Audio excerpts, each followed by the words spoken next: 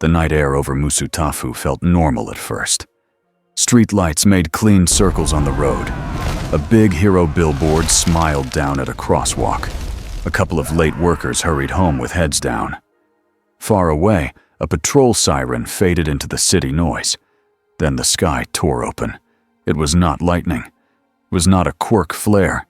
It looked like a bright crack painted across the air, purple and green, pulsing like a broken screen. The crack widened with a sharp sound, like metal snapping.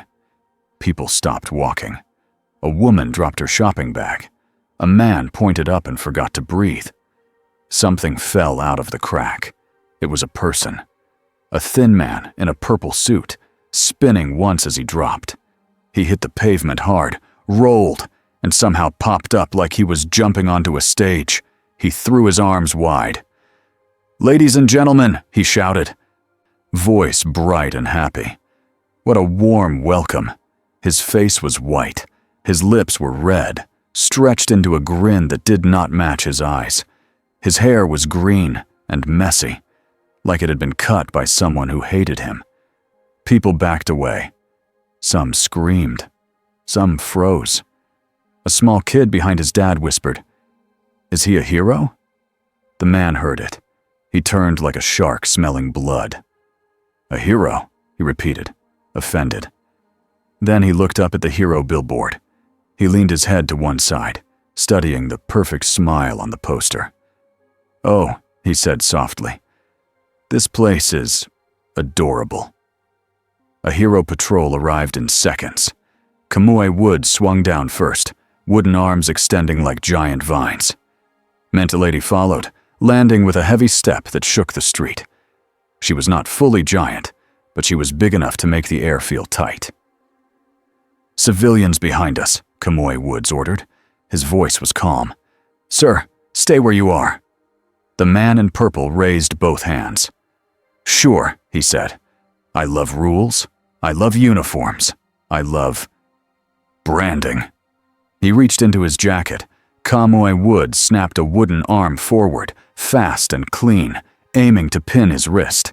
The man's hand came out holding something small and bright, a folded paper. He flicked it into the air like a magician. It floated down, spinning. Miss Lady caught it without thinking. She glanced at it. It was a coupon. In bold letters, it read, "Smile sale. 50% off fear. Limited time only." Miss Lady blinked. "What the?" The man clapped. "See? You get it. You're already part of the fun." Kamui Woods moved in to restrain him. "Enough. You are under—" The man squeezed a small device in his palm. Pop. A thin mist burst out, green and almost pretty in the streetlight. It spread low and fast, like fog on the ground. The first person who breathed it in laughed. It was not a normal laugh. It came out sharp and wrong, like they were choking on it. Then the next person laughed. Then another. In seconds, a small crowd was laughing and crying at the same time, hands on their stomachs, eyes wide with fear. Mr. Lady covered her mouth with her hand. "Gas!" Kamui Woods's wooden fingers snapped out, wrapping around the man's arms and torso. He tightened the hold, but the man did not fight. He leaned back into the wooden restraints, like he was enjoying a hug. "Ooh," he sang. "Good reflexes, strong grip, very heroic." Mental Lady shouted into her comms, "We need med teams. Clear the area. Get masks." Kamui Woods pulled the man close, voice low. "Who are you?" The man's grin widened. He looked past Kamui Woods at the cameras on nearby buildings, at the glowing hero billboard, at the civilians who would talk about this for days. Then he tilted his head, like he was listening to a joke only he could hear. "Tell me something," he whispered, almost friendly. "Who's the Batman here?" Kamui Woods stiffened. "What?" But the man just laughed. Not a gas laugh, a real laugh. Sirens grew louder. More heroes dropped in. Police vehicles blocked the street. The green mist thinned as fast as it came. The laughing crowd started to cough and wipe their faces, confused and embarrassed. The man in purple let Conroy Woods cuff him. He even held his wrists out like he was proud. As they led him toward a vehicle, every screen on the street blinked once, just once, for a heartbeat. The hero billboard did not show a hero. It showed a simple symbol instead, a wide, clean smile. Then the billboard snapped back to normal, as if nothing happened. But Nezu would later pause that frame, zoom in, and feel a cold, careful worry settle in his chest. Aizawa hated bright rooms. The commission meeting room was too clean, too white, too full of people who wore perfect suits and perfect faces. It smelled like coffee and control. He stood near the back with his capture weapon wrapped around his shoulders like a scarf. His hair was down. His eyes looked half asleep. He was not half asleep. A screen on the wall played the street footage again. Purple suit, green hair, the coupon, the green mist, the laughing crowd, the man asking for Batman. Aizawa watched the man's body language more than his face, the way he used his hands, the way he kept his balance, the way he looked at cameras like they were food. "This is not a normal villain," Aizawa said. A commission official nodded without looking at him. "We have his blood work.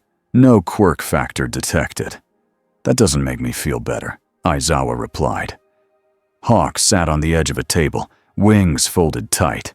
He looked bored, but his eyes were sharp. "No quirk means tools," Hawk said. "Or outside tech. Or both." Nezu sat in a chair that was too big for him. He held a tablet with test results. His small paws tapped the screen calmly. "It also means his threat is not limited by quirk rules," Nezu said. "He will not think like our criminals." Endeavor stood with arms crossed, heat rolling off him in small waves. His eyes were hard. "A quirkless clown," Endeavor said. "If that is true, then he is a distraction." "We crush him and move on." All Might sat at the far end of the room, not in costume. His shoulders looked heavy. His face looked kind, but tired. "All threats matter," All Might said.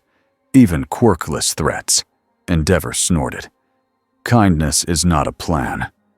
All Might did not rise to the bait. He simply looked at the footage again, at the green mist, and the crowd laughing in panic. "This man enjoys breaking people," All Might said softly. "That is the plan." The commission official cleared his throat. "He is being held in a secure police facility. We will proceed with a full interview. We will learn where he came from and how he made that gas." Aizawa's eyes narrowed. "Interview how?" "We have specialists," the official said. "We have techniques." Aizawa stepped forward. "He wants attention. He wants emotion. If your specialists get angry, he wins. If they get scared, he wins," Hawks hummed. "And if they get proud, he wins even faster." Nezu's ears twitched. "We should treat him like a puzzle, not a person we can bully into answers." Endeavor's voice was flat. "Or we shut his mouth and lock him away." All Might looked at Endeavor. "That isn't what heroes do." Endeavor's jaw tightened, but he said nothing. Nezu tapped his tablet again. "I want to see him, not to talk, to observe." Aizawa shook his head. "I'll go." Hawks raised a hand. "I'll watch from above. If he tries anything, I'll know before he knows." The commission official hesitated. "This man could be part of a larger threat. We don't even know if he is human." Nezu smiled politely. "He is human enough to bleed, human enough to smile. That is plenty." Aizawa's phone buzzed. A message from UA Security. Students asking questions, rumors spreading. He sighed. Of course they were. In a world where heroes were famous, secrets did not stay secret. The holding facility smelled like old metal and new disinfectant. 2 guards stood outside the cell. Both wore masks now. Their hands stayed close to their cuffs. Inside the cell, the man in purple sat on the bed like he owned it. His hands were clasped. His shoes were clean, as if the street fall never happened. He looked up when Aizawa arrived. His grin appeared like a light turning on. "Oh," the man said. "A serious one." Aizawa did not step closer than he had to. He kept his posture loose. He watched the man's eyes. "Name," Aizawa said. The man leaned forward. "Sure, which one?" Aizawa stared. The man pressed a hand to his chest, dramatic. "I'm Jack. No, wait. I'm Mr. Smile. No. How about the Great Brand Consultant?" Aizawa's eyes did not change. "Real name." The man sighed like he was disappointed. "You people have no sense of play." Aizawa's gaze moved to the man's jacket, his pockets, his cuffs, his hairline, places where tiny devices could hide. "Where did you come from?" Aizawa asked. The man's eyes softened for a moment, like he was remembering something sweet. "Home was loud," he said. "Very dirty. Very funny. City called Gotham." Aizawa kept his voice even. "That's not on any map we have." The man's grin returned. "Ah, that's sad. You don't even know the good jokes?" Aizawa's capture weapon shifted slightly as he adjusted his weight. "You asked for someone called Batman." The man's smile widened again, but his eyes got sharper. "Oh, did I? Maybe I just like bats." Aizawa didn't flinch. "Why are you here?" The man leaned back against the wall. "Maybe I fell. Maybe I was pushed. Maybe your cute little universe reached out and grabbed me." He glanced up at the camera in the corner of the cell. "Hello, audience." Aizawa turned his head slightly, following the man's gaze. The man giggled. "Oh, don't worry. I know the camera isn't for me." He lowered his voice, like he was sharing a secret. "But I always assume there's an audience." Aizawa's stomach tightened. He hated how true that felt in this world. The man tapped his own knee with one finger. "So you're the Batman type, huh?" Aizawa's eyes narrowed. "I'm a teacher." The man clapped once, softly. "Even better. You shape the little minds." Aizawa's voice stayed cold. "You used a chemical weapon in a public area." The man shrugged. "It was a party favor." "A party favor that caused panic," Aizawa said. The man tilted his head. "Panic is honest." Aizawa held the man's gaze. "You are quirkless." The man burst out laughing. "Quirkless? Is that what you call it? That's adorable. That's like calling a shark toothy." Aizawa didn't move. "No quirk means you rely on tools and tricks." The man's grin sharpened. "And you rely on rules." He stood, slow and smooth. He walked closer to the bars, stopping just far enough that Aizawa could not reach him without stepping in. "You want to know what I think?" the man asked. Aizawa said nothing. The man's voice became almost gentle. "I think you built a society where everyone smiles because they're told to." He tapped the side of his mouth. "So I'm going to see what happens when they can't." Aizawa's eyes flicked down for a fraction of a second, just enough to confirm the man had nothing in his hands. The man noticed anyway. He smiled wider. "You blinked," he whispered. Aizawa's expression did not change, but inside his chest, the warning bell rang louder. This man wasn't strong. This man was sharp, and sharp things cut deeper than fists. Aizawa turned to the guards. "No one interviews him alone. No one responds to insults. No one bargains. No one." A loud beep cut through the hall. A guard looked at his radio. Sir? Something's happening outside." Aizawa's phone buzzed again. UA students saw footage. "Laughing villain. Trending." Aizawa closed his eyes for 1 second. When he opened them, the man in purple was still smiling like a child who had just lit a match. UA felt like a different world from the commission building. It had trees, it had clean paths, it had young voices and small problems and training schedules. was supposed to be safe. But even here, the rumor moved fast. In Class 1A, Midoriya sat at his desk with his notebook open. His pen hovered above the page, frozen. "The video is everywhere," Kaminari said, eyes wide. "The guy's creepy." Bakugo leaned back in his chair, scowling. "Quirkless clown thinks he can play Hero Society? I'll blow his teeth out." Kirishima frowned. "Dude, that's too much." Bakugo snapped. "Shut up. He used gas on civilians." Todoroki stared out the window, quiet. "If he is quirkless, he is dangerous in a different way." Midoriya finally wrote something down, fast. He had replayed the clip in his head 10 times. The green mist. The crowd laughing and crying.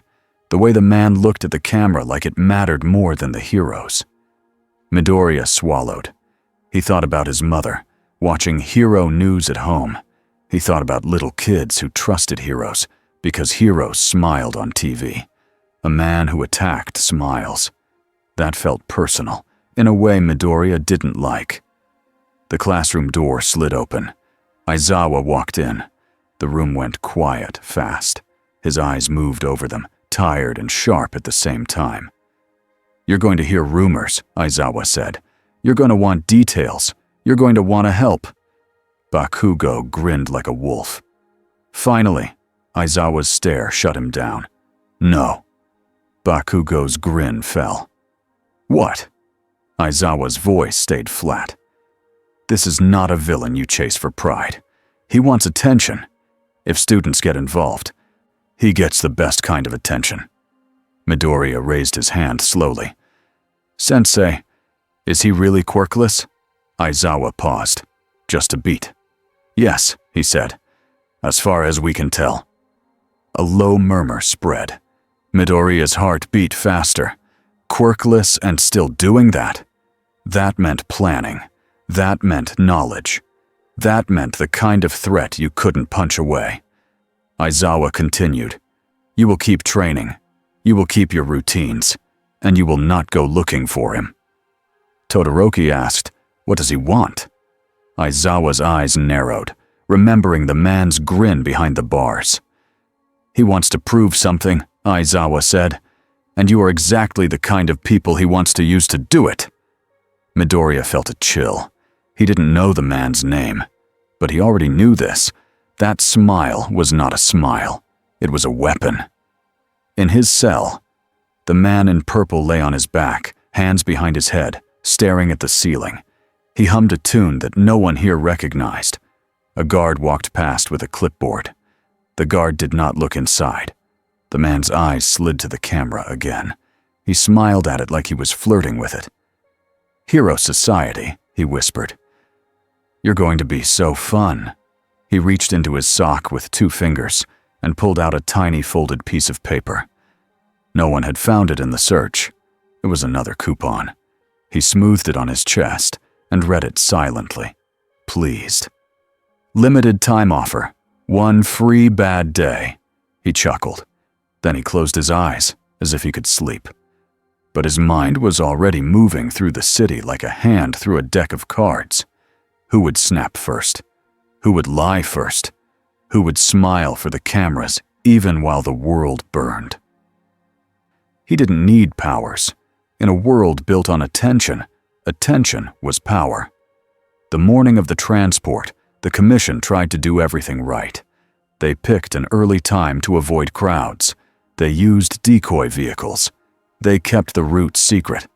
They assigned a pro-hero escort team. Hawk circled high above, far enough that most people couldn't see him. His wings spread in a wide pattern, feathers ready to move like a net. Aizawa rode in the main transport vehicle, sitting across from the man in purple. The man's hands were cuffed. His ankles were chained. His posture was relaxed, like he was on a train. 2 guards sat between them, tense behind masks. Aizawa watched the man's eyes. The man stared at the small window, looking at the city like it was new. He sighed happily. "You have billboards for heroes. That's precious." Aizawa said nothing. The man looked back at him. You know, I had a friend once, very quiet, very serious, always watching. Aizawa's gaze did not shift. The man smiled. You remind me of him. The transport moved through a tunnel. For half a second, the radio crackled. Then every screen inside the vehicle blinked. The guards flinched. Aizawa's eyes narrowed. The man in purple spread his fingers as much as the cuffs allowed, like he was presenting a magic trick. Outside the tunnel, the city's public screens lit up. Not with news, not with hero ads, with a bright, smiling face icon and big, clean text.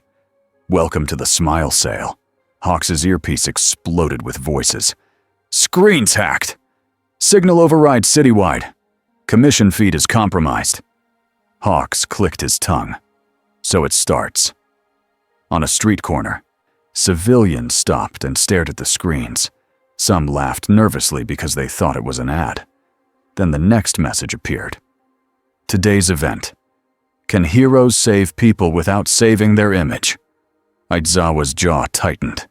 He looked at the man in purple. You did this, Aizawa said. The man shrugged as much as the chains allowed. Me? I'm just a passenger. The transport slowed. The driver's voice came through, tight. We have a blockage ahead. Aizawa's capture weapon slid into his hand. The man's grin widened. Oh, good. A set change. The vehicle stopped.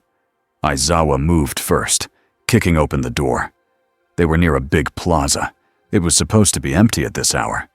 It wasn't. People stood around like they were waiting for something. Some held phones up, filming. Others looked confused, like they had followed the screen message without thinking. Hawks landed on a rooftop edge above the plaza, eyes scanning. Why are civilians here? He muttered. Then he saw it. Small paper coupons fluttered across the ground like leaves. Smile sale, sponsorship application, hero ranking discount. Aizawa's stomach dropped. This wasn't random. This was bait. A dark mist opened like a door at the far end of the plaza. Kurogiri stepped out, calm as always, purple fog rolling from his collar. Shigaraki followed, hands in his pockets, eyes half-lidded like he was bored. Behind them came two more figures from the League, moving fast and low. Hawks's feathers lifted. League of Villains, he said into comms. They're here. They're aiming for the transport. Shigaraki looked straight at the vehicle.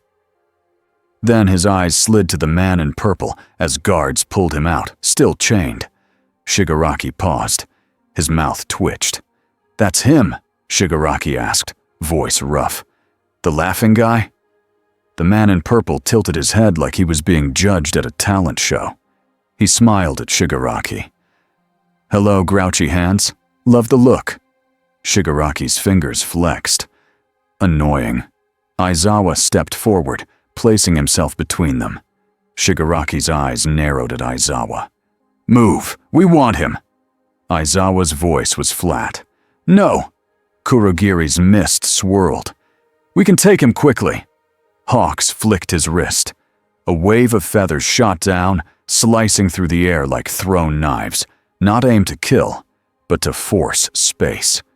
They pinned coupons to walls and cut through Kurogiri's mist to disrupt it. Not today, Hawks said. Aizawa's eyes locked on Kurogiri. His quirk activated. Kurogiri's warp mist stuttered, collapsing for a moment like a curtain being yanked down. Kurogiri's body wavered. Erasure? Aizawa snapped his capture weapon forward, wrapping it around Kurogiri's torso to keep him from reforming the warp. Shigaraki clicked his tongue. He moved like a fast, ugly shadow, hand reaching for the ground. Aizawa's eyes swung to Shigaraki, trying to keep erasure on him too. But Shigaraki didn't touch the ground. He touched a fallen metal sign instead, crumbling it into dust, then kicked the dust forward like a wave. Aizawa coughed as grit hit his face. His eyes blinked from the sting. That was enough. Kurogiri's warp mist surged back. Hawks cursed under his breath. He forced a blink. Then the ground shook, not from Shigaraki, from above. A figure dropped into the plaza like a missile, landing with heat that made the air ripple. Endeavor. Flames rose off his shoulders like a living cape. Civilians screamed and backed away. Phones stayed up. They always stayed up. Endeavor didn't look at the cameras. His eyes were locked on Shigaraki. "You picked the wrong place," Endeavor said. Shigaraki grinned, showing teeth. "We'll see." Kurogiri opened a warp behind him, and something stepped through that made even Hawks go still. A high-end Nomu. It was tall, muscular, stitched in places, with a grin carved into its face like a mockery. Its eyes were sharp and alive. It breathed in. Then it laughed. Not like gas. Like it enjoyed the moment. Hawks's stomach turned. "High-end," he said. "They brought one." Endeavor's flames flared brighter. "Good!" The Nomu lunged. The air cracked from the force. Endeavor met it head-on. His fist, wrapped in fire, slammed into the Nomu's chest and launched it backward through a stone planter. Rocks exploded outward. Civilians screamed again. Endeavor shouted, "Evacuate now!" From the side streets, pro-heroes moved in to guide people out. But too many were filming. Too many were frozen. Because the screens around the plaza still showed the smiling icon. And a new message. Bonus round. Can the #1 hero protect his reputation and his people at the same time? Endeavor did not look up. But Hawks did. And Hawks understood the trap. If Endeavor went too hard and caused collateral damage, the world would blame him. If Endeavor held back, people would get hurt. Either way, trust would crack. The man in purple, still chained near the transport, watched the fight like it was a movie made just for him. He leaned toward a guard. "Wow," he whispered. "Your top hero is very fiery." The guard didn't respond. The man smiled anyway. "You know what's funny? In my city, the big strong ones always think strength fixes everything." He glanced at the cameras. And it never does. The high-end Nomu sprang up from rubble, skin already knitting back together. It smiled at Endeavor and spoke with a rough, excited voice. "Fight," it said. Endeavor's eyes narrowed. "Fine." He blasted forward, flames roaring from his feet. The Nomu met him in the air. They collided above the plaza, shockwaves slapping windows and making parked cars rock. From below, Hawks sent feathers to slice falling debris out of the air before it hit civilians. Each feather moved with sharp control, like an extra set of hands. Aizawa stayed on the ground, eyes burning from dust, forcing them open as long as he could. He aimed erasure at the Nomu whenever he got a clear line. For brief moments, the Nomu's healing slowed. Its grin faltered. Endeavor took those moments and hit hard. A flaming elbow to the jaw, a blast to the ribs, a full-body tackle that drove the Nomu into the side of a building. The building cracked. Endeavor twisted in midair, changing the angle so the Nomu took the impact, not the civilians. Even with all his heat, he was careful. He had to be. The Nomu tore itself free, laughing again. Below, Shigaraki tried to slip around the chaos toward the chained man. Aizawa's capture weapon snapped toward him like a whip.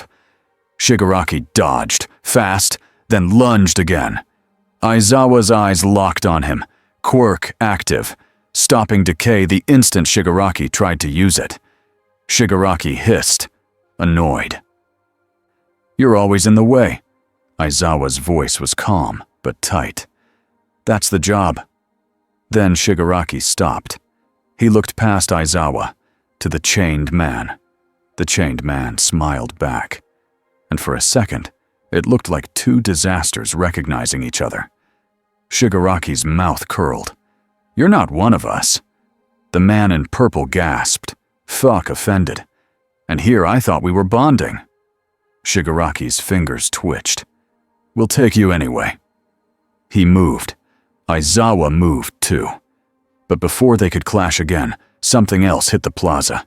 A blast of ice, sharp and wide, skimming the ground and forming a barrier between civilians and the center of the fight. Todoroki slid into view from a side street, breath steady, eyes focused. Beside him, Bakugo dropped from above with an explosion that pushed air like a punch, landing hard and ready. And then Midoriya arrived, moving so fast he looked like a green blur. He stopped near the edge of the crowd, eyes scanning like a storm. They shouldn't have been there. They were students. But the plaza was too close to UA, and the hacked screens had pulled people in like a magnet. UA security had sent a warning, and some students had slipped out with pro-heroes during evacuation support. Aizawa's eyes widened for half a second. Idiots, he muttered. Midoriya saw Aizawa and flinched. Guilty. But then he saw the civilians trapped by fear and cameras. His jaw set. He couldn't not help. Bakugo glanced at the chained man in purple, then at the coupons on the ground. What is this stupid clown crap? Bakugo snapped. The man in purple looked delighted. Oh, he said. A loud one. I like you. Bakugo's hand sparked. Say that again. Todoroki's eyes narrowed at the man. He's watching us like we're toys. Midoriya swallowed, heart pounding. The man's grin widened as he looked at Midoriya. "Ah," he said softly. "And you're the sweet one." Midoriya felt his skin crawl. He had fought monsters. He had fought powerful villains. This felt different. Because this man wasn't looking at Midoriya's fists, he was looking at Midoriya's heart. Hawks' voice cut through the comms. Students on site. Great. Endeavor, midair, slammed the Nomu down again, forcing it into the plaza like a meteor. The ground cracked. Endeavor landed, heat rolling off him, breathing hard but controlled. The Nomu stood from the crater, body steaming, grin wider than ever. More, it said. Endeavor's flames surged higher. He raised a hand, heat gathering. The air shimmering like it was about to melt. Hawks' eyes widened. Endeavor. Watch the crowd. Endeavor's jaw clenched. He could end this with a big burn. He could also burn everything near it. The screens flashed again. Will he hold back? Will he snap? Place your bets. Endeavor's eyes flicked up for a split second, catching the words. His face twisted with rage. Then he looked away. He stepped forward, putting his body between the crater and the civilians. His voice was low and furious. You do not get to decide who I am. He changed his stance. Not smaller flames, smarter flames. He condensed the heat, tight and focused, like a blade instead of a wave. He launched forward. A clean, brutal strike to the Nomu's core. The Nomu staggered. Aizawa seized the opening, locking erasure on it. The Nomu's regeneration stuttered. Hawk sent feathers to pin the Nomu's limbs for one heartbeat. Endeavor roared. Now! He drove all the heat into one point. A concentrated blast that burned through the Nomu's center without spreading wide. The Nomu screamed, not in pain, but in anger. It tried to heal. It couldn't. Not fast enough. Endeavor pushed harder, sweat evaporating off his skin as soon as it formed. The crater glowed. The Nomu's grin finally broke. It collapsed, smoking, body failing. Endeavor stepped back, breathing hard, eyes still burning with rage. He had won the fight. But the real fight, the one with cameras and trust, was still happening. Because while everyone watched Endeavor, Shigaraki made his move. Kurogiri's warp opened behind the transport vehicle. A hand reached out from the mist, aiming for the chained man in purple. Aizawa whipped his capture weapon around, trying to pull the man back. Bakugo blasted forward, explosion pushing him like a rocket, aiming to blow the warp's edge apart. Midoriya moved too, fast, reaching out with a controlled burst of one for all, aiming to grab the man and pull him away from the warp. Everything happened at once. Then the man in purple did something small. He laughed, and he dropped his head, letting his green hair fall forward. A tiny device slipped from behind his ear and hit the ground with a soft click. Aizawa's eyes snapped to it. Too late. A thin puff of green mist burst out again, right at face level. Not enough to cover the plaza, just enough to hit the closest people. A guard coughed and laughed. Bakugo's eyes widened for half a second, his body jolting in surprise. Midoriya inhaled by mistake, and his lungs seized, not in pain, but in forced laughter that shoved out his breath at the worst moment. His hand missed. The warp hand grabbed the chained man's wrist. The man in purple winked at Midoriya, as the mist made Midoriya's laugh come out broken and desperate. "See?" the man said, voice bright. "One bad breath." Then the warp swallowed him. Kurogiri's mist snapped closed. Shigaraki smirked at Aizawa. "Thanks for bringing him." Aizawa's eyes were wide, furious. "Kurogiri." But the warp was gone. Hawks landed hard beside Endeavor, face tight. "He's out." Endeavor's flames flared, anger spiking. "Find him." Midoriya dropped to one knee, forcing the laughter down, coughing, eyes watering. Bakugo wiped his mouth with the back of his hand, furious. "That clown!" Todoroki looked at the screens. The smile icon remained. A final message appeared, like a curtain call. "Thank you for attending. Next time, bring friends." Then every screen went black for 2 seconds. When they came back, hero ads played again like nothing happened. But the plaza was not the same. Civilians were shaking. Some were crying. Some were still filming with trembling hands. Endeavor stood over the smoking crater where the Nomu had fallen, chest rising and falling, eyes locked forward, like he could stare the problem into submission.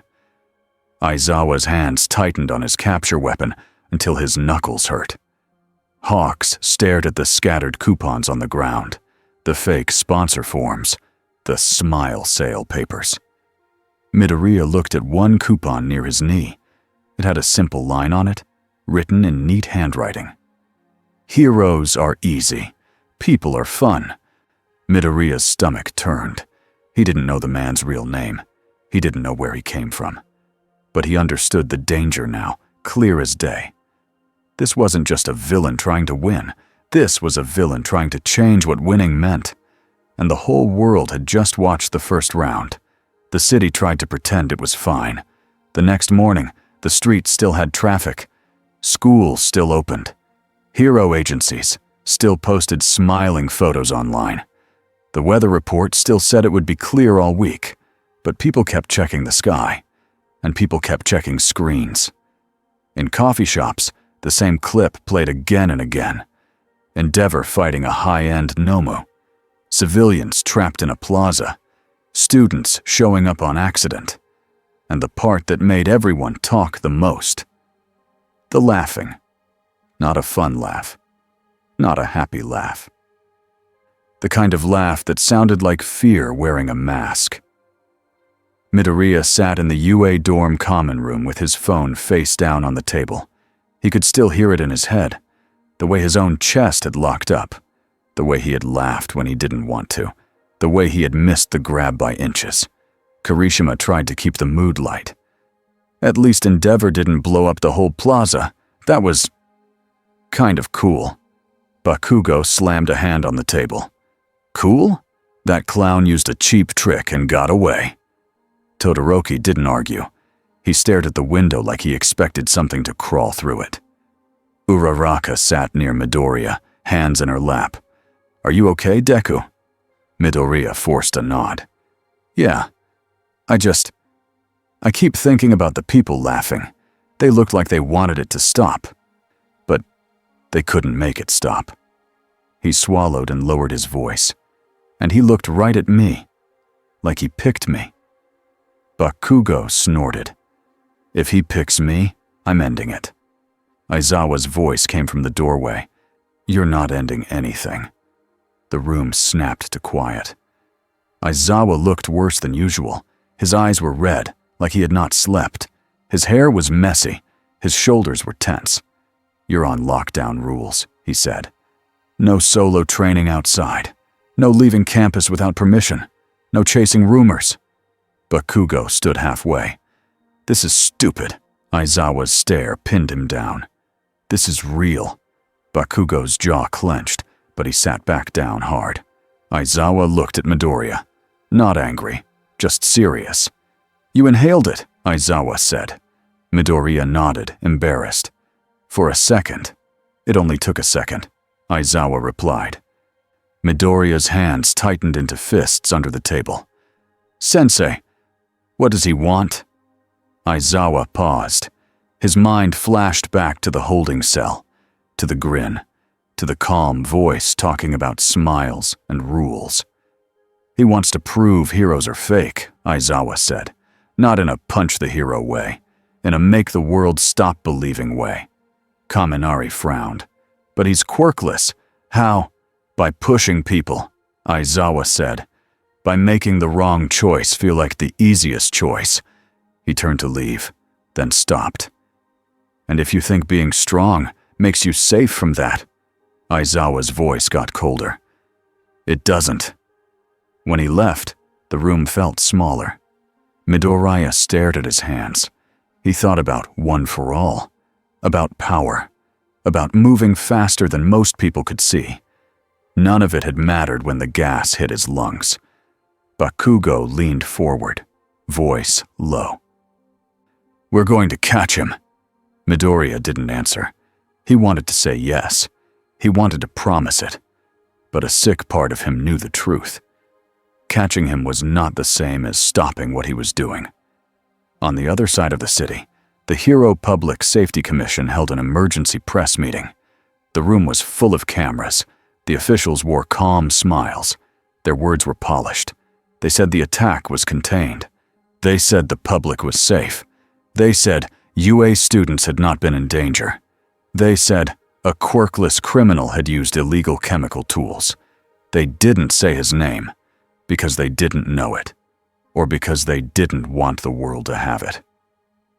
Behind the scenes, their plans were not calm. They wanted tighter control of media. They wanted more patrols. They wanted faster arrests. They wanted to limit what heroes said on camera. They wanted the story to end. Nezu listened to the meeting from a UA office with All Might nearby. A muted screen showed the official talking, smiling, promising everything was stable. Nezu's small claws tapped the desk. They are afraid, Nezu said.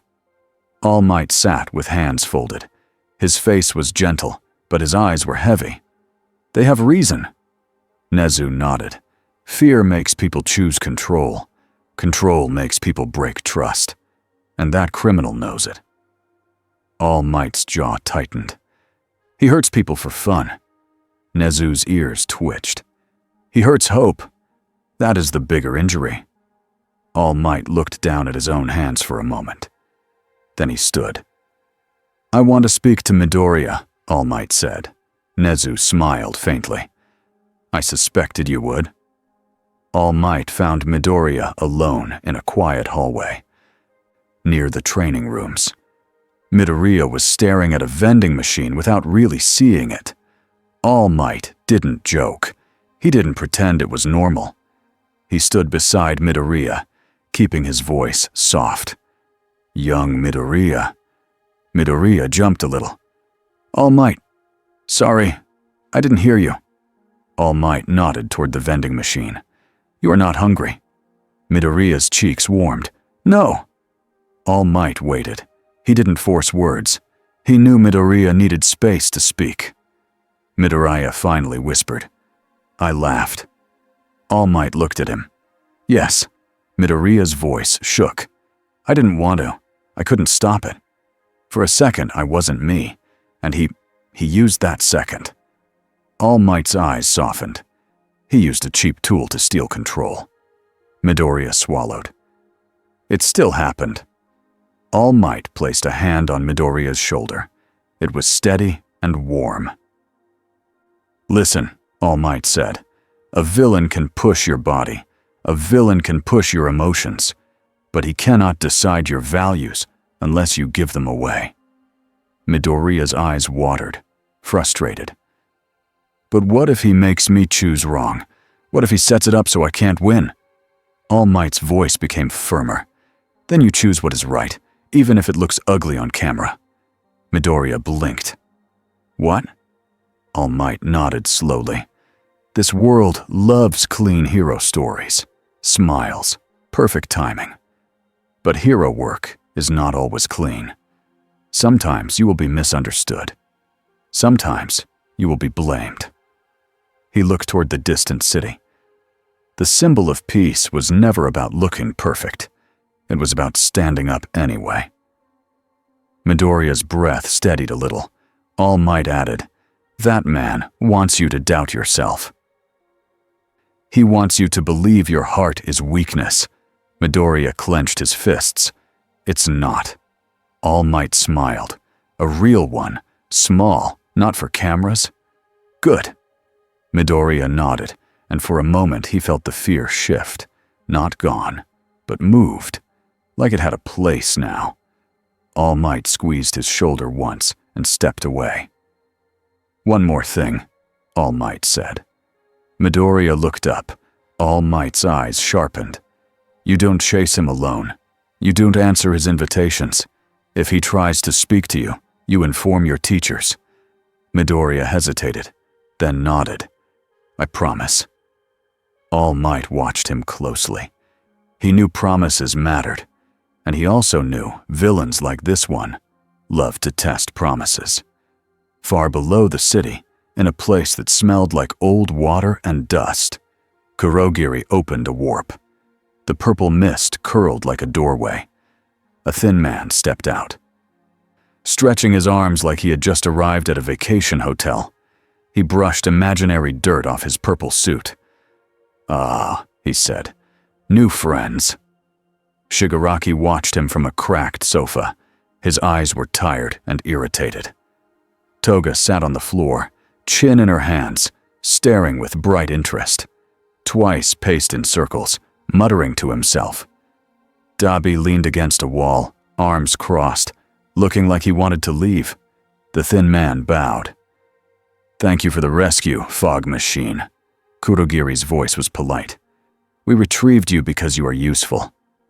"Useful," the man repeated, delighted. "I love being useful." Shigaraki scratched his neck. "Stop talking." The man's grin didn't fade. "Oh, you're the leader? That's cute. You look like you haven't slept since you were born." Shigaraki's fingers twitched. Dabi's eyes narrowed. "He's annoying." Twice shouted, "He's hilarious." Then immediately shouted, "He's going to get us killed." Toga giggled. "I like his smile." The man turned to her and leaned in like he was sharing a secret. "You have good taste." Then he looked around the room like he was inspecting a business. "Okay," he said, clapping once. "Let's talk teamwork.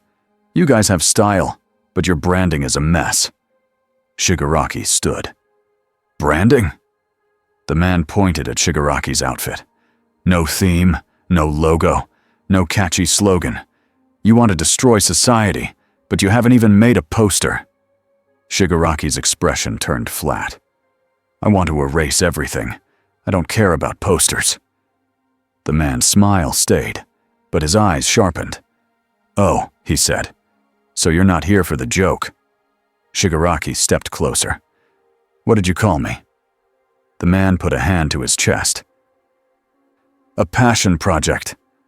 Kurogiri moved between them slightly, calm. "We will not fight each other." Shigaraki glared at Kurogiri.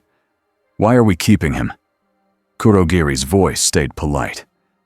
"Because he hacked the city in minutes, because he moved heroes like pieces on a board, and because someone is watching him. Shigaraki's eyes narrowed. Who? Kurogiri did not answer. The man in purple noticed that pause.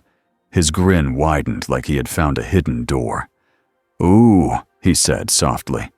A boss behind the boss. Dabi's voice was cold. Keep your mouth shut. The man snapped his fingers. Yes, that's the spirit. Very moody, very mysterious. He reached into his jacket and pulled out a stack of papers. Toga leaned forward. What are those? Invitations, he said. Coupons. Contracts. Shigaraki stared. Why do you have so many papers? The man waved them like a fan. Because this world is obsessed with heroes being products. He tossed one paper onto the floor in front of Shigaraki. It read, Hero Society, Terms and Conditions. Shigaraki stared down at it like it was trash. The man smiled wider. I'm going to make them read the fine print. Shigaraki's voice dropped. If you get in my way, I'll kill you. The man laughed. You can try. It was a bold thing to say for someone with no quirk, but he didn't say it like he was brave. He said it like he didn't care. Shigaraki's hand lifted, and Kurogiri's mist shifted in a warning. Shigaraki stopped. Not because he was scared, because he was annoyed. Do whatever, Shigaraki growled. Just don't make me babysit you. The man in purple bowed again. I would never ask for babysitting.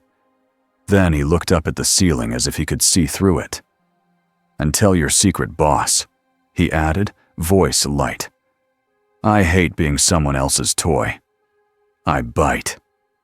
Kurogiri went still. For the first time, the room felt colder. Dabi watched the man with new interest. He knows, Toga hummed. He's fun? Twice whispered. He's dead.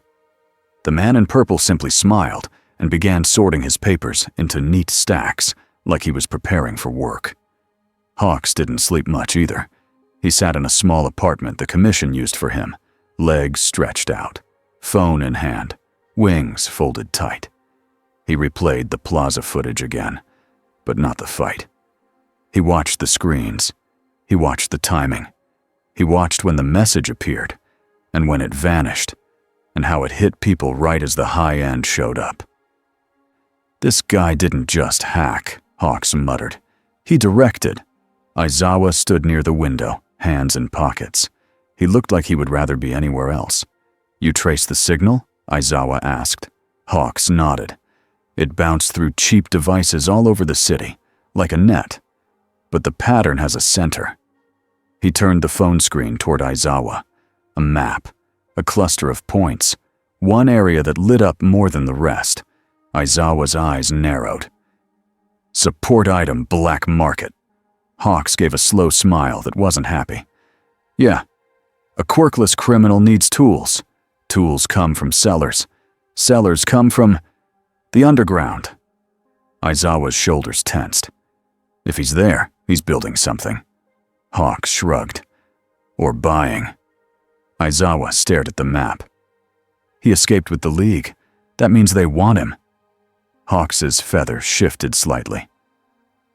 Or they think they can use him. Aizawa's voice turned colder. No one uses someone like that. They become the joke. Hawks looked at him. You're worried about the kids. Aizawa didn't deny it. He sees UA as a symbol. He'll come near it. Hawks tapped the map. Then we put eyes on the black market, and we put a wall around UA. Aizawa exhaled. Walls don't stop ideas. Hawks's smile faded. Then we stopped the person spreading them. Aizawa looked down. He remembered the man's voice, the calm joy in it. He wants someone to snap, Aizawa said. He wants a hero to cross the line. Hawks nodded slowly. And in a world with cameras everywhere, one mistake can last forever. Aizawa's eyes hardened. Then we don't make mistakes. Hawks let out a quiet laugh. Easy to say. Aizawa turned toward the door. We plan like he's already in the building. Hawks watched him go, then looked at his phone again. He hated this kind of threat. You couldn't just punch it. You had to outthink it. And the man in purple looked like he lived to outthink people. 2 nights later, Musutafu got another smile sale. Not a gas attack, not a Nomu, just screens. It hit during prime time, right in the middle of a live hero interview. A popular pro hero sat in a studio chair with a bright background and soft lighting. The host smiled too wide. The audience clapped on command. Then the screens behind them flickered. The smiling icon appeared again. The studio lights dimmed for half a second, like the whole building blinked. A message popped up in clean text. Question 1. Do heroes lie? The host's smile froze. The pro hero stared, confused. Eyes moving to the crew off camera. The camera stayed on them, because the broadcast control room was hacked too. The pro hero tried to laugh it off. Well, that's... A new message appeared. Smile if you're scared. The pro hero's mouth twitched, not from gas, from pressure, from a room full of people watching and waiting. The hero forced a smile, a big one. The message changed. Good. You're trained. Then the broadcast cut back to normal like nothing happened. The studio audience clapped again, weaker now. The host laughed too loud. At home, people stared at their screens in silence. The next day, kids at school asked their teachers, "Are heroes trained to smile?" And nobody had a clean answer. Nezu watched the clip with his staff. He paused on the message. All of this, Nezu said, is aimed at one thing. All Might looked at him. Trust. Nezu nodded. Yes. Aizawa stood with arms crossed. He's warming the city up. All Might's face tightened.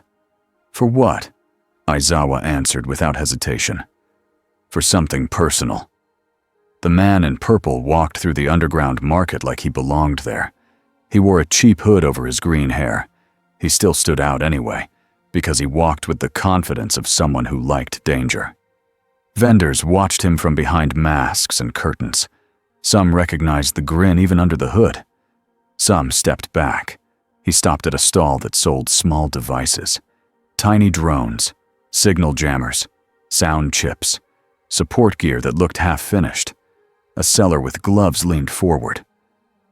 You're the laughing guy. The man's grin widened. Guilty. The seller swallowed. The league said you pay well. The man pulled out a roll of cash. It wasn't even in local bills. It was foreign, strange, old-looking.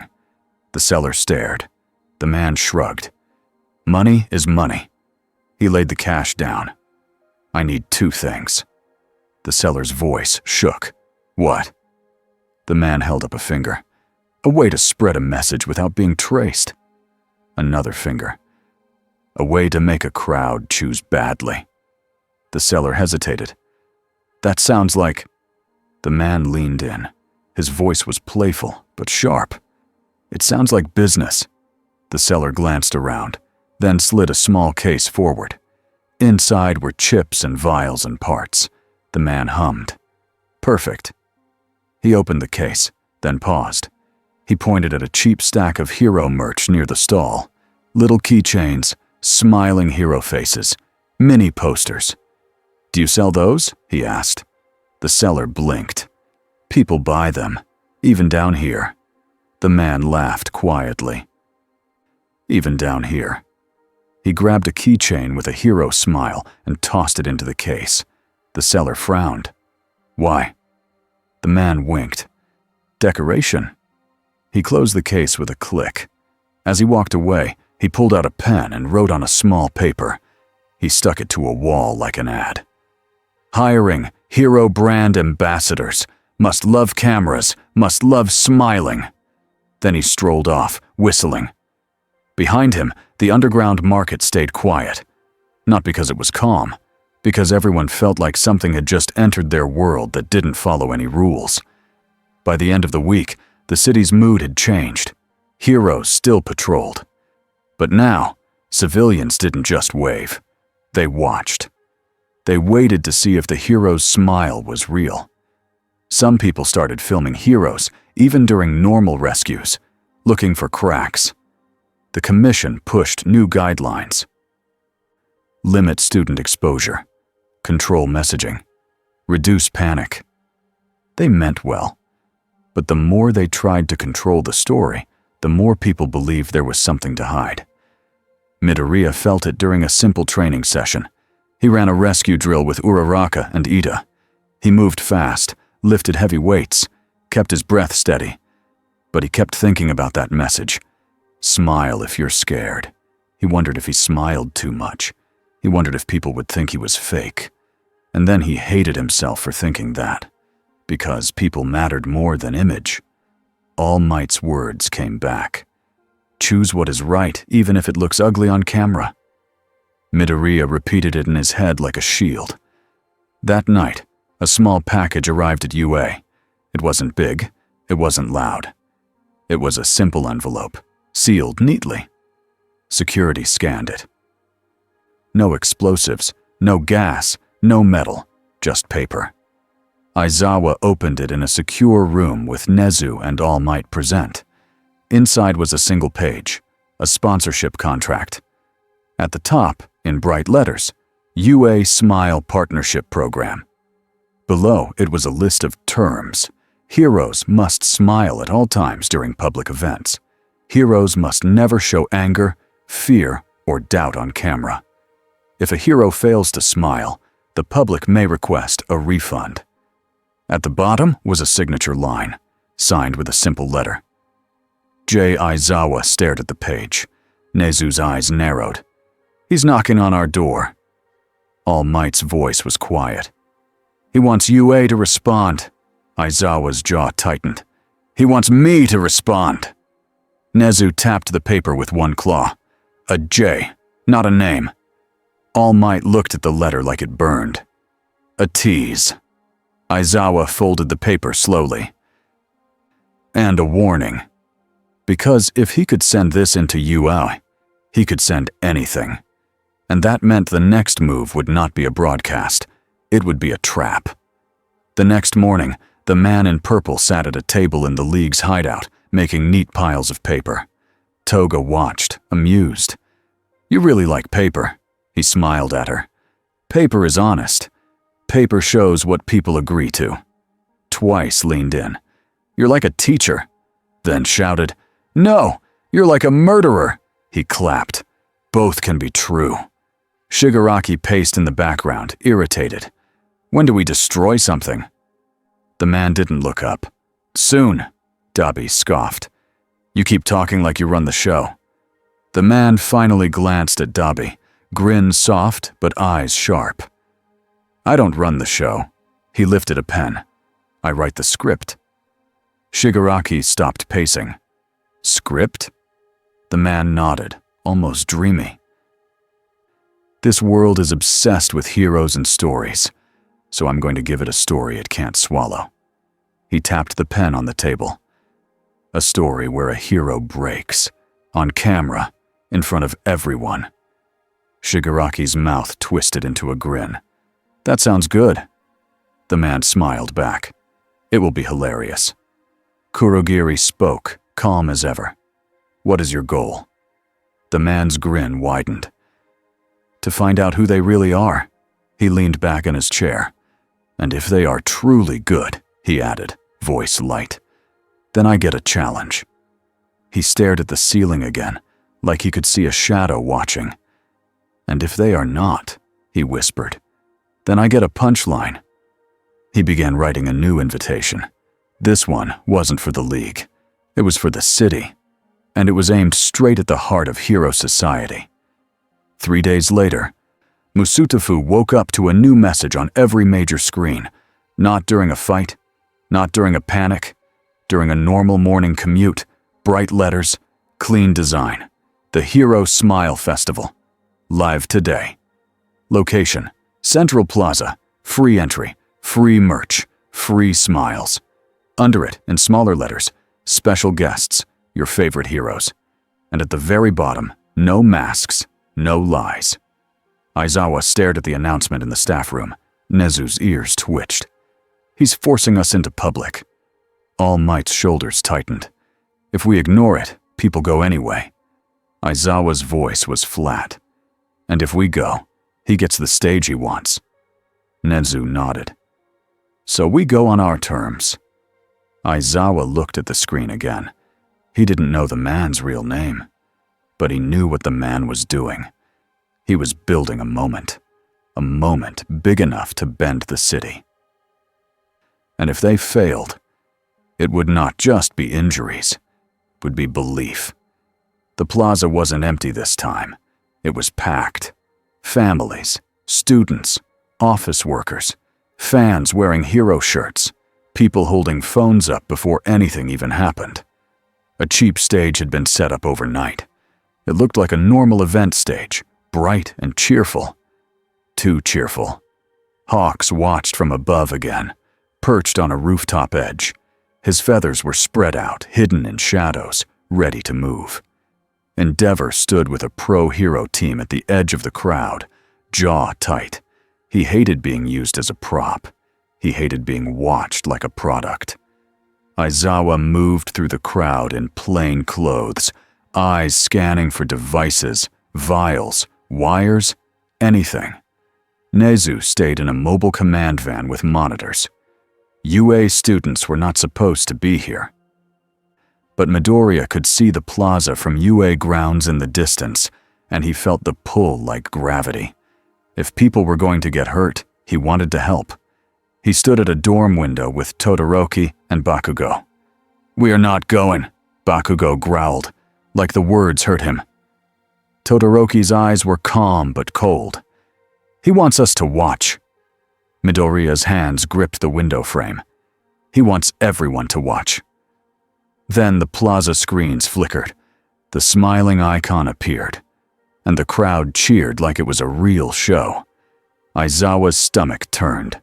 A voice came through the speakers on the stage. Bright, playful, familiar now.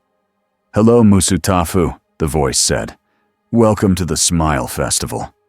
The crowd laughed, nervous and excited at the same time. Hawks's eyes narrowed. "He's not here," the voice continued. "Today, we're going to play a simple game." A message appeared on the big screen behind the stage. Game. Find the real hero. Aizawa's eyes flicked across faces. Then he saw it. A man in a hero fan mask near the front row. The mask had a smiling hero face on it. Too perfect. Too still. The man stood up. He removed the mask slowly. White face paint, green hair, red smile. The crowd gasped. Phones rose higher. Aizawa's blood went cold. The man spread his arms wide like he was home. "Hi," he said into a handheld mic, eyes shining. "Did you miss me?" Endeavor surged forward. Hawks launched feathers like a net. Aizawa pushed through the crowd, eyes locking on the man. But the man didn't run. He smiled wider. "Relax," he shouted. "No gas! Not yet!" The crowd screamed and surged back. People pushed. Kids cried. Adults tried to grab their families. Panic was already starting, and the man laughed, delighted. "See?" he called. "You don't need a quirk to move a crowd." Aizawa's eyes narrowed. "Stop talking." The man tilted his head. "Oh, the tired teacher." He leaned toward Aizawa's direction, like he could see him through bodies. "You got my contract?" he asked, loud enough for microphones. "Did you sign it?" Aizawa didn't answer. The man pouted dramatically. Rude. Then he held up a small device, a simple remote. The crowd froze. Endeavor's flames flared. Hawks's feathers hovered, ready to strike. The man smiled into the cameras. "This is the part where you all think I'm going to poison you," he said. He clicked the remote. Nothing exploded. Instead, giant confetti cannons fired. Green and purple confetti burst into the air, raining down over the crowd. People screamed again. Then hesitated, confused. The man threw his head back, laughing. "You should see your faces," he shouted. Then his smile sharpened. "And now," he added, voice dropping, "the real part begins." The screens changed, not to a smile icon, to live footage, a close-up of Endeavor's face, angry, burning eyes, a close-up of Hawks, cold focus, predator calm, a close-up of Aizawa, flat stare, no smile at all. The crowd murmured. The man pointed at Endeavor on the screen. "Number 1, he called. "Wave!" Endeavor didn't wave. The crowd's cheer turned into nervous noise. The man tapped the mic. "Uh-oh," he said. "He's not smiling." He looked at the camera with fake sadness. "Do we have a refund policy?" Some people laughed. Some didn't. Aizawa's mind raced. This wasn't about gas. This was about image. About pushing heroes to perform while the crowd watched. Hawks's voice came through Aizawa's earpiece. "He's trying to make someone snap." Aizawa whispered back, "I know." Endeavor stepped forward, voice loud, cutting through the crowd noise. "Enough," Endeavor said. "You are under arrest." The man beamed. "Ooh, so serious. Great, great." He lifted his hands. "Come take me." Endeavor moved fast. Hawks's feathers shot forward. Aizawa pushed in, eyes ready, and the man clicked the remote again. The stage floor split. A trap door opened. The man dropped through it like a magician vanishing. Smoke burst up, not gas, just thick smoke to block sight. Hawks cursed and dove, feathers slicing through smoke to find him. Aizawa's eyes locked, trying to catch movement. Endeavor blasted heat into the smoke to clear it. And then the real threat hit. Not from the man, from the crowd. Small devices hidden in free merch bags began to buzz. A sharp sound pulsed through the plaza speakers. People grabbed their heads, not in pain, but in confusion, like their thoughts got tangled. A child's quirk sparked by accident. A small burst of light. A sudden gust of wind. A floating object shooting upward. Then another. Then another. Not because the quirks were evil, because panic made people lose control. Aizawa's heart dropped. This was worse than gas. This was a crowd full of quirks going off at random. Nezu's voice cut into comms. They are being triggered, sound-based. Shut down the speakers! Hawks launched feathers at the speaker towers, slicing cables clean. Endeavor blasted a tower with focused fire, melting the core so it died without spraying debris. Aizawa ran straight into the crowd, eyes wide open, using erasure in quick bursts on the most dangerous accidental quirks. He didn't have enough eyes for everyone. He needed help. And at UA, Midoriya made a choice. He didn't want to break his promise, but he could see the panic from far away now. He could hear distant sirens. He could imagine kids in that crowd. He turned to Todoroki. "People are going to get hurt," Bakugo growled. "Finally," Midoriya swallowed. "We can't—" Bakugo was already moving. Todoroki's eyes hardened. "If we go to save people, not to chase him." Midoriya nodded once. Right. They ran. By the time Midoriya reached the edge of the plaza, the scene looked like a storm made of people. Families pushed to escape. Pro-heroes shouted orders. Small quirk accidents popped like fireworks in random spots. Aizawa was in the center of it, eyes red. Scarf snapping out to pull kids out of danger. Hawks moved above, feathers catching falling debris and stopping stampedes by forming soft barriers. Endeavor stood like a wall of heat, blocking a wave of accidental fire from spreading. Midoriya took one breath and moved. He shot forward with controlled power, grabbing a falling child and landing gently. He placed them behind a hero shield line. He didn't punch anyone. He didn't chase shadows. He rescued. Bakugo blasted upward, using explosions to push air and create space. forcing people to stop crushing each other. Todoroki froze the ground in careful strips, creating clear paths to guide the crowd out without slipping. Aizawa saw them and his eyes widened, anger and relief at the same time. "Idiots!" he shouted. Midoriya shouted back, "We're helping!" Aizawa didn't waste time arguing. He just threw his scarf, catching a falling metal sign before it hit a kid. Then, in the middle of chaos, Midoriya heard a voice, not over speakers. Close. Soft. Right behind him. "Beautiful," the voice whispered. "You ran anyway." Midoriya spun. The man in purple stood behind a pillar near the plaza edge, half hidden. No mask now. No smoke. Just that grin. Midoriya's stomach dropped. He wanted to shout. He wanted to grab him. He wanted to call Aizawa. But the crowd was still in danger. Quirks still popped. People still screamed. Midoriya's mind screamed at him to choose. The man's eyes glittered. "You see it, right? The real power here?" Midoriya clenched his fists. "I'm not talking to you." The man chuckled. "Yes, you are. Your face is talking. Your heart is yelling." Midoriya forced his voice steady. "Stop this." The man leaned closer. "Stop what? The fear? The panic? The little cracks in the system?"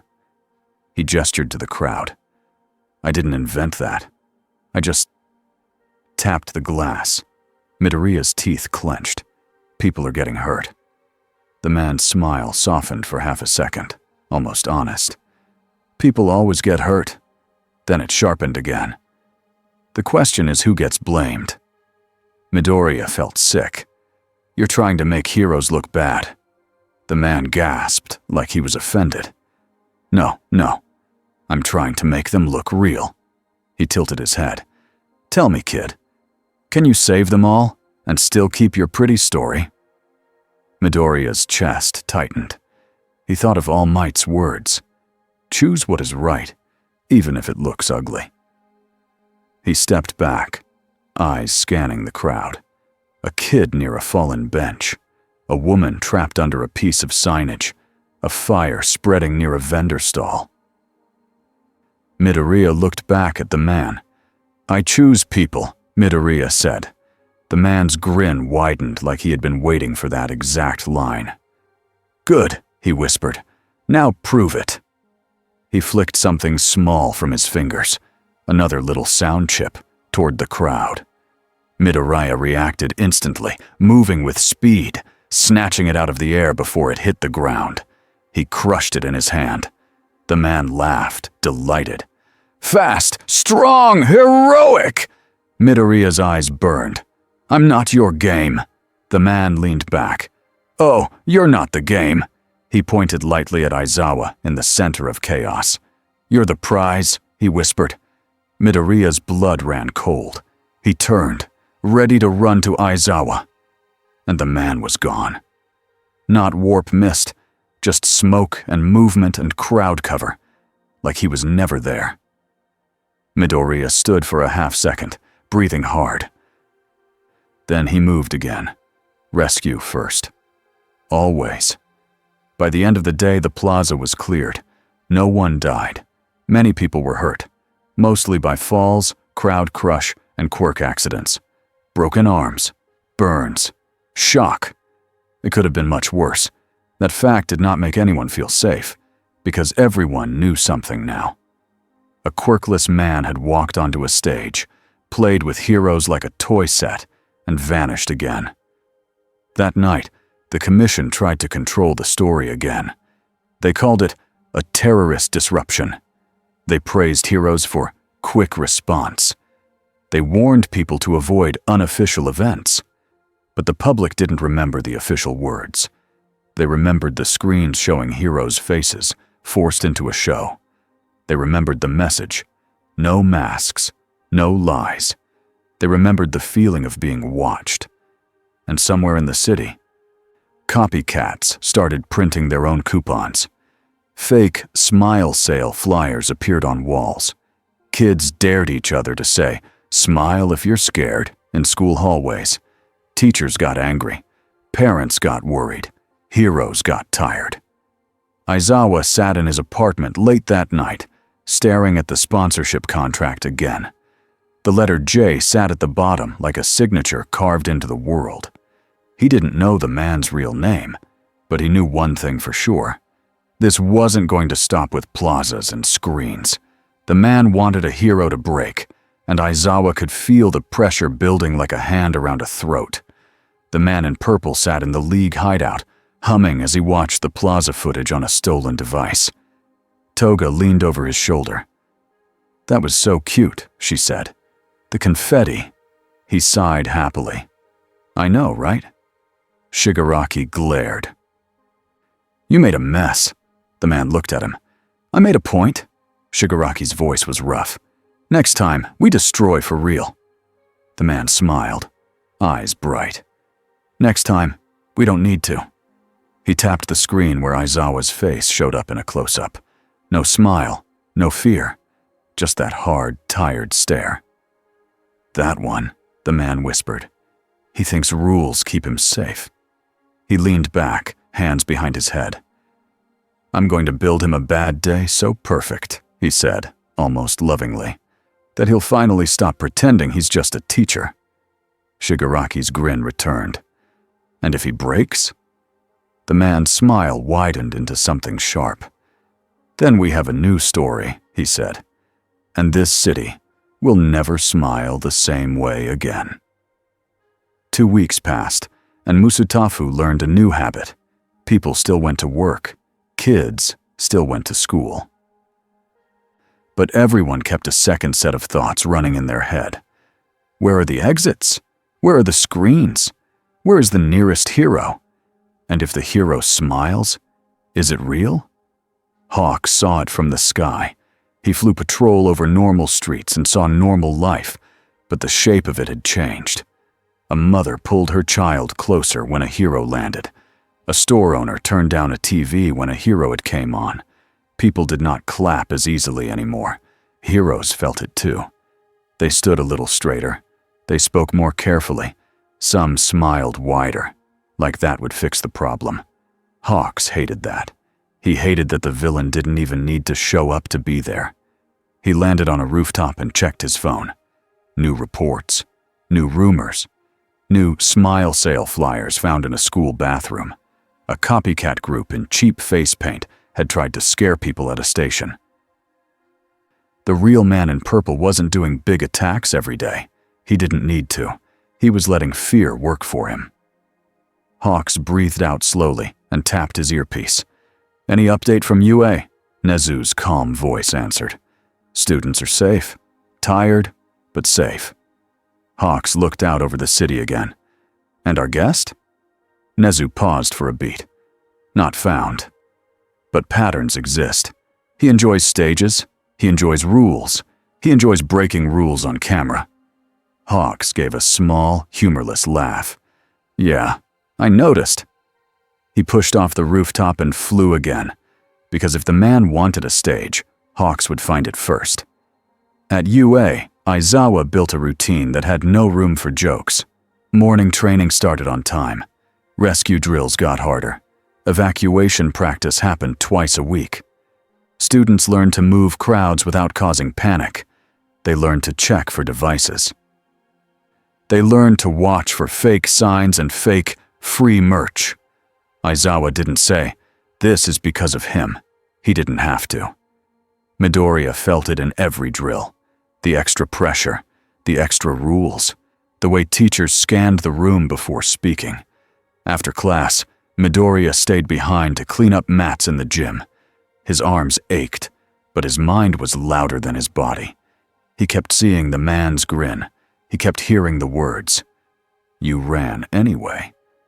Midoriya didn't want to be proud of that. He wanted it to be normal. He wanted saving people to be normal. But the villain had made it feel like a test. All Might stepped into the gym quietly. He wore a simple shirt and pants. No cape, no cameras. Midoriya straightened fast. All Might raised a hand. No need to jump. Midoriya tried to smile, but it came out stiff. He hated that he noticed. All Might noticed, too. His eyes softened. Midoriya looked down. I keep thinking about it, about how he made people look at us. All Might nodded once. He's attacking something fragile. Midoriya frowned. Fragile?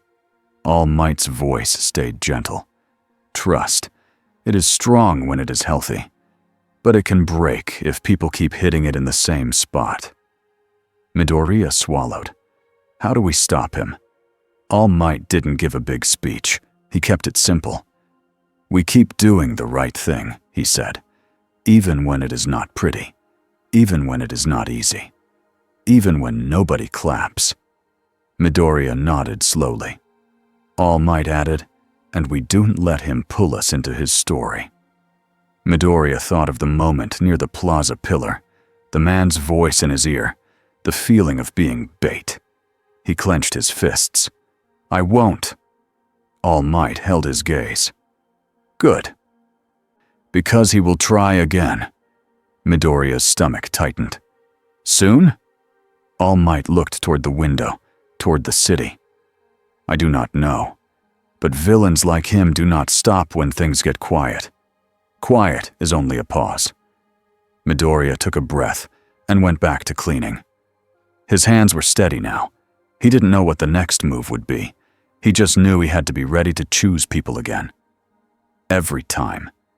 The man in purple was not quiet. He was busy. He treated Musutafu like a puzzle that gave him candy when he solved it. He woke up in different places, sometimes in the League hideout, sometimes in a small rented room under a fake name, sometimes in the back of a truck that carried support gear. He always woke up smiling. He made lists on paper because he liked paper. He drew little boxes and checked them off. 1. New flyers placed near schools. 2. Copycats nudged into making small mistakes. 3. Hero ad schedule studied. 4. New stage chosen. He hummed while he worked. He laughed at hero commercials like they were comedy. One afternoon, he stood outside a large building where the Hero Public Safety Commission held events. A banner hung across the front. Top heroes, ranking update, live broadcast. He tilted his head, pleased. Ah, he whispered. A party. He looked at the guards, the cameras, the crowd barriers. Then he pulled a folded coupon from his pocket and read it like it was precious. Smile compliance audit. All heroes required. No exceptions. He tucked it away and walked off. Not to attack. Not yet. First, he needed a meeting. He had felt it for days. A shadow behind the chaos. A hand that didn't like him being uncontrolled. He loved that, because it meant the game had a new player. That night, Kurogiri opened a warp in a quiet alley. The purple mist curled like a polite doorway. The man in purple stepped through without fear. Hello, he said brightly. You finally invited me properly. He emerged into a room that was too clean for a villain hideout. It smelled expensive. It felt planned. A figure sat in a chair in the darkness. A voice spoke, calm and deep. You are reckless. The man in purple grinned. And you are dramatic. A pair of red eyes opened in the dark like warning lights. All for one. Even without seeing his full face, the man could feel the weight of him, like the room itself was careful around him. All for One's voice stayed smooth. You have caused disruption. You have drawn attention. You have weakened public trust. The man clapped softly. Thank you. I've been working very hard. All for One did not laugh. You have value, but you are also unstable. The man leaned forward, hands on knees, like an eager student. Oh, I hate that word. It's what people say when they can't control something. All for One's fingers tapped the armrest once. Control is the difference between victory and waste. The man's grin widened. And fun is the difference between living and whatever you call this. He gestured at the room. Secret meetings, shadow chairs, big villain voice. Honestly, you're doing too much. All for One's tone did not change. You could have resources, support gear, information, protection, a network. You could turn Hero Society upside down permanently. The man in purple listened like he was considering a job offer. Then he said lightly, "And what do you get?" All for One's voice grew colder. "A world ready to be reshaped." The man nodded slowly. "Ah, so I do the laughing, and you do the ruling." All for One did not deny it. "Your chaos has a purpose." The man's smile thinned. "My chaos has a point. That is different." All for One leaned forward slightly. "You want a challenge? I can give you one." The man's eyes brightened. "Oh?" All for One's voice stayed calm. "Break the symbol at UA. Break the idea of one for all. Turn their hope into a lie." The man's grin paused. Just a tiny pause. Then it came back, wider. "You don't even understand me," he said with real joy. "That's adorable." All for One's red eyes narrowed. "You refuse?" The man stood. He brushed his suit like he was leaving a restaurant. "I don't join teams," he said. "Teams have rules, bosses, plans." He leaned in, very close to the darkness. His voice became soft. "I don't want your world," he whispered. "I want their choices." All for One's voice sharpened. "You are playing with forces beyond you." The man in purple laughed. "And you're scared." Silence hit the room. All for One's fingers tightened on the chair arm. The man in purple straightened and smiled like nothing happened. "But hey, thanks for the invitation." He turned toward Kurogiri. "We're done here." Kurogiri's mist shifted, but All for One spoke first. "You cannot simply walk away." The man tilted his head. "Sure I can." All for One's presence pressed down, like the air got heavier. Kurogiri froze for half a second, as if an unseen order held him. The man in purple didn't panic. He sighed, almost bored. "Oh," he said. "So, this is the part where you try to put me in a box." He reached into his pocket and tossed something small onto the floor. A simple phone. All for One's red eyes flicked down. The phone screen lit up. A live feed. A camera angle from outside the building. A wide shot of the alley. A small crowd had gathered because a secret hero appearance had been teased online 10 minutes ago. They were filming, laughing, waiting. All for One went still. The man in purple beamed. "You see? Audience." He waved toward the phone like it was a mirror. "You can't do anything too messy now, not with people watching." All for One's voice was cold. "You planned this?" The man nodded proudly. "Of course. I plan everything." Then he leaned in again, grin sharp. "And now you have a problem," he whispered. "If I disappear here, people will ask why. If I reappear somewhere loud, they'll watch even harder." All for One was silent. Kurogiri's mist suddenly moved again, free. A warp opened. The man in purple stepped toward it, then paused and looked back. "One more thing," he said brightly. "I love that you tried to recruit me." He made a small bow. "But I'm not your toy." Then he vanished into the warp. All for One sat in the dark room for a long time, motionless. Not because he was hurt, because he was calculating. A wild card had entered his world, and wild cards made even kings adjust their plans. 2 days later, the hero ranking update broadcast began. Big stage, bright lights, a polished host, a cheering crowd behind barriers. Fans held signs with hero names. Security was heavier than usual. Heroes stood in hidden places. Hawks watched from above. Nezu watched from a command van. Aizawa moved through the building like a shadow. Endeavor stood off to the side of the stage, arms crossed, face set in stone. He hated events like this.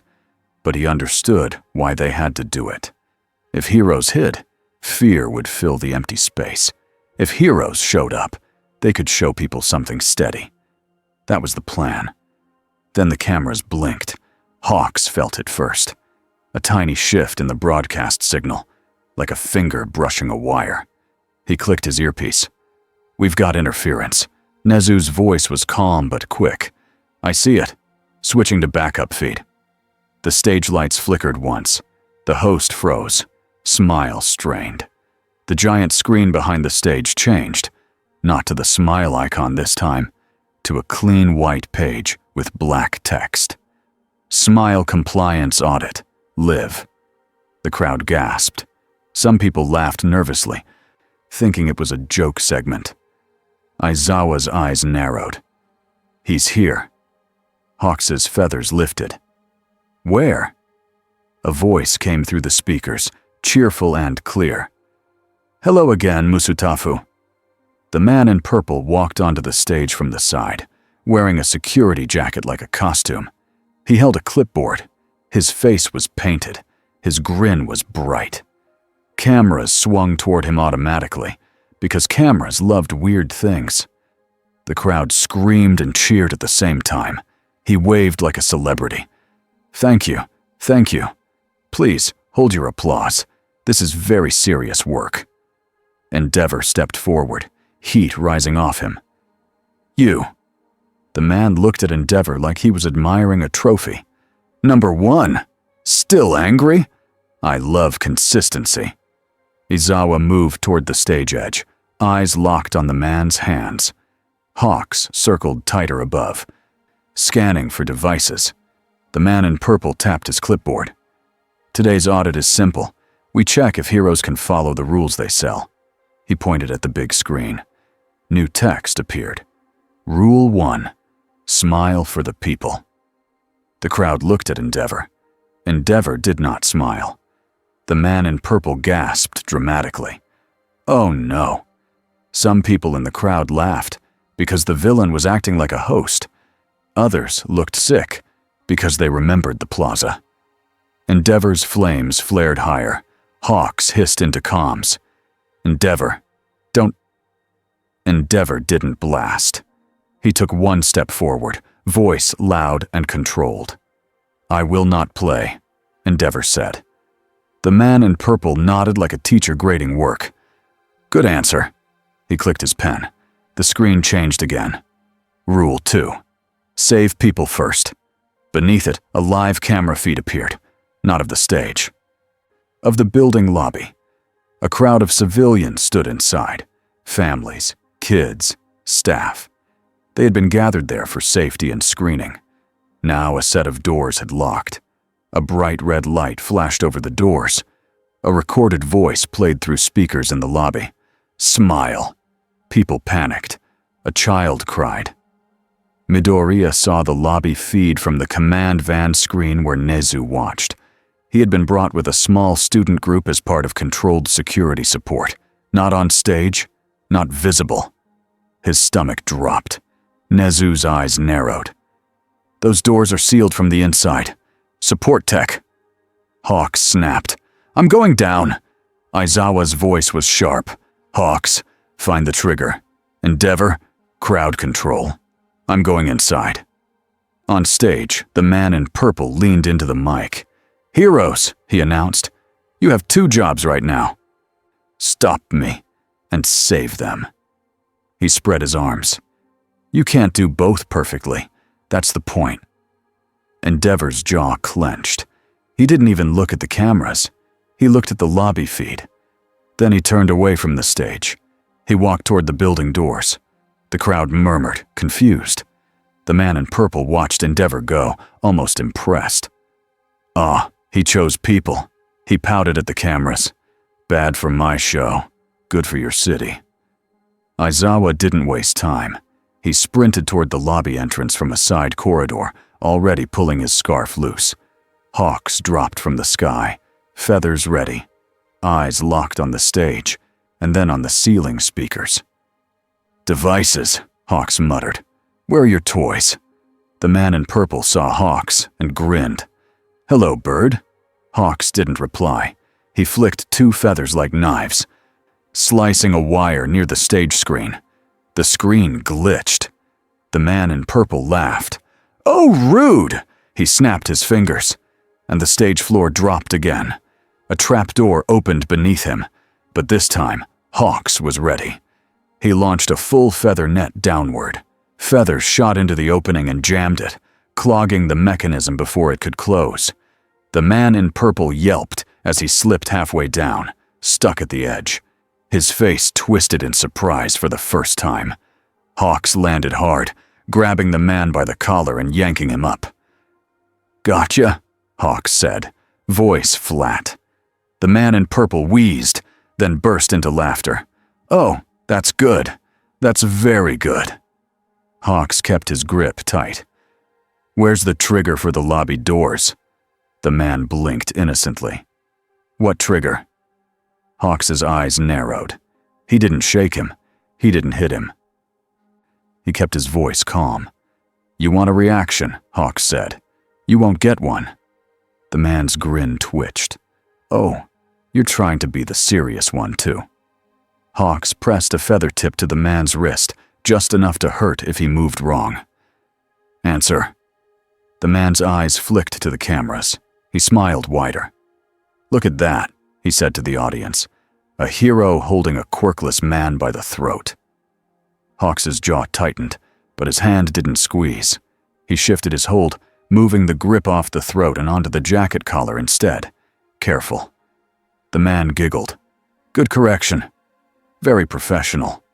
Hawks leaned in. "The doors." The man whispered back, delighted. "Bird boy, you're missing the point." Hawks's eyes flashed. "No, I'm refusing your point." Behind them, Nezu's voice came through comms. "Lobby security feed shows a small signal hub near the stage, likely on his person or under the platform." Hawks's eyes flicked down. He saw a thin wire running from the stage edge to a small box taped under the platform lip. He cursed softly. "Box under stage." He flicked a feather, slicing the tape. The box dropped into his hand. The man in purple gasped like Hawks had stolen his candy. "Hey, that's my work!" Hawks crushed the box with a hard squeeze. Metal bent. The small lights died. In the lobby feed, the red light over the doors turned off. The doors unlocked with a click. People surged out, crying, coughing, shaking. Aizawa appeared on the lobby camera for a moment, scarf snapping out to pull a child away from a stampede. His eyes were wide open, focused, not blinking. Endeavor stood like a wall of flame near the exit. Heat pushing people back from crushing each other, his voice a steady roar. "Move in lines! Children first!" Midoriya saw it and felt his chest loosen. Rescue was working. On stage, Hawks tightened his control again. "You're done." The man in purple stared at the crushed box, then at Hawks, and then he smiled.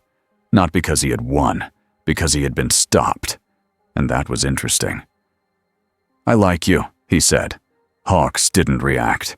The man's eyes slid past Hawks to Aizawa as he emerged from a side entrance back into the event area. Face tired, eyes red, expression flat. The man's grin sharpened. "And there he is."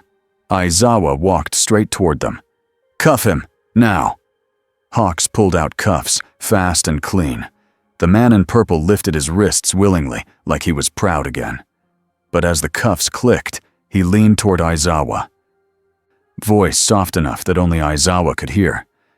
"You didn't blink," the man whispered, almost impressed. "Good boy." Aizawa's jaw tightened. "Don't." The man giggled. Then he raised his voice suddenly, speaking to the cameras like a host again. "Before you take me away," he announced, "I should introduce myself properly." Hawks's eyes narrowed.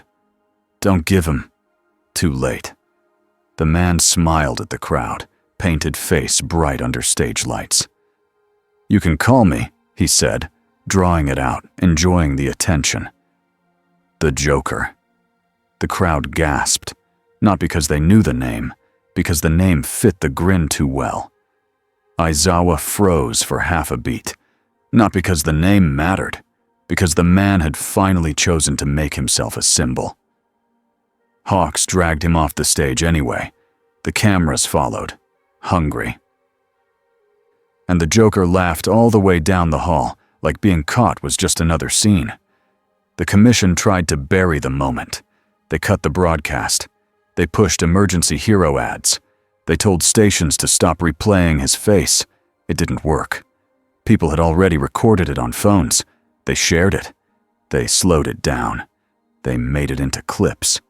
The hero who refused to smile. The hero who chose rescue. The villain who called himself the Joker. In the days after, the city argued about what mattered more. Some people said heroes should smile no matter what. Some people said smiles were fake, and that was fine because heroes still saved them. Some people said they didn't know what to believe anymore. And in a secure facility, behind layers of doors, Aizawa stood in front of a new cell. This cell was different from the police holding room. No easy camera angles, no loose screws, no normal guards. Nezu had helped design it. Hawks had insisted on it. Aizawa stared through the reinforced window. Inside, the Joker sat at a plain table with a pencil and paper. No devices, no jacket, no hidden pockets. Just him. He looked up at Aizawa and smiled like they were friends. "So," Joker said, "how does it feel?" Aizawa didn't step closer. "How does what feel?" Joker's grin widened. "To be in my favorite position." Aizawa's eyes narrowed. "Which is?" Joker tapped the table gently. "Being watched." Aizawa's voice was flat. "You're contained." Joker hummed. "For now." Aizawa stared at him for a long moment. He kept his face empty on purpose. Then he said the thing that mattered. "You didn't break anyone," Aizawa said. "You tried." "You failed." Joker's grin twitched. Just a little. Then he laughed softly. "Oh, teacher, don't be silly." He leaned forward, eyes bright. "I didn't come here to win one day." Aizawa didn't blink. "Then what did you come for?" Joker's smile turned sharp again. "To change the rules." Aizawa stared. The rules didn't change. Joker lifted his paper and showed it to the window. He had drawn something simple, a wide smile, but the smile had small cracks in it. "Look outside," Joker said gently. "They're still watching you. They're still asking if you're real." Aizawa's chest tightened. He hated that the Joker was right about the watching. He hated that it wasn't fully fixable. But he also knew something Joker didn't want to admit. Heroes had chosen people anyway. Aizawa's voice stayed calm. "We'll adapt." Joker's eyes gleamed. "Good." Aizawa turned away without another word, because the most painful thing he could do to Joker was also the simplest. Not to react, not to perform, not to give him a scene. That night, Midoriya sat at his desk in the dorm with his notebook open. He wrote down what happened at the ranking event, not like a fan story, like a lesson.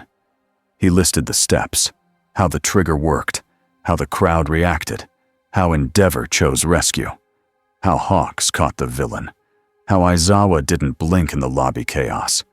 He paused and stared at the page. Then he wrote one more line, slow and careful. "A smile is not proof. A choice is proof." He leaned back and let out a long breath.